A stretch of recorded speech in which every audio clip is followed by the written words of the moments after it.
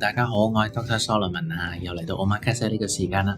咁今次咧同大家咧做一個非常之有型嘅手束花。咁咧我哋咧用嘅顏色咧都好得意㗎喎。咁我哋咧就會用一個灰色嘅玫瑰啦，呢個咧叫 Manta。咁同埋咧我哋咧會用一少少啡色同埋橙色嘅花咧去配襯佢嘅。咁呢啲咧就係一啲嘅Grevillea 啦。Grevillea 咧又或者叫做好似 bottle brush 咁樣嘅物體嘅葉嚟嘅，呢啲咧都係嚟自澳洲。咁其實咧中意嘅話咧，你可以加一啲其他嘅葉材進去咧，其實都係一樣咁好睇。咁我就加入啲玫瑰啦，有少少嘅橙色嘅玫瑰。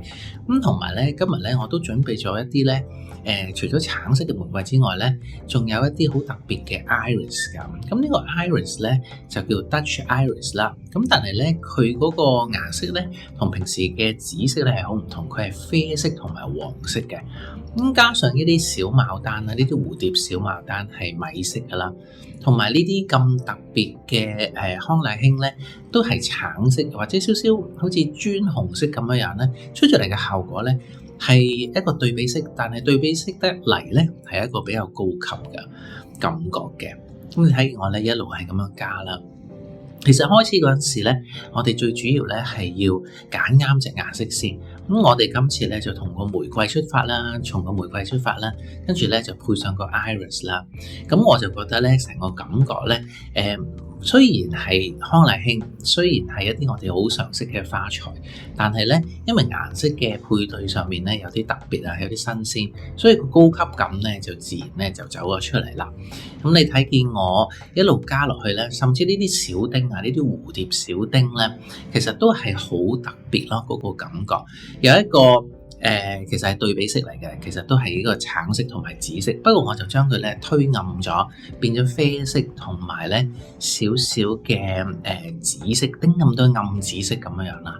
咁出嚟咧就好新鮮啦，咁同埋嗰個令人嘅印象咧係同一般嘅花束好唔同。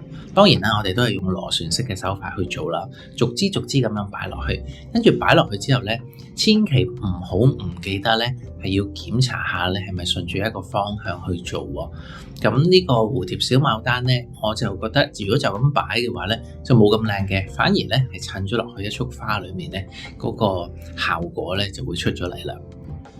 一路咁樣做，一路咁樣做。捆綁方面咧，我哋用咗一個鐵線嘅 paper wire 啦，咁將佢咧綁住佢，大概咧綁佢5至6圈咧，跟住再扭實佢，跟住我哋就可以完成呢個 bouquet 啦。當然啦，我哋嘅花腳咧係需要咧去剪嘅，但係剪之前咧，我哋要檢查一下，其實個花束咧夠唔夠圓啦，係咪四方八面咧都有花材喺度啦。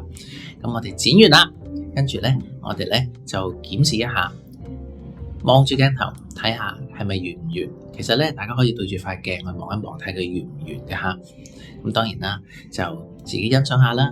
我都覺得呢隻 bouquet 咧，我好滿意喎。大家又覺得點咧？不妨喺評論區話俾我聽啦。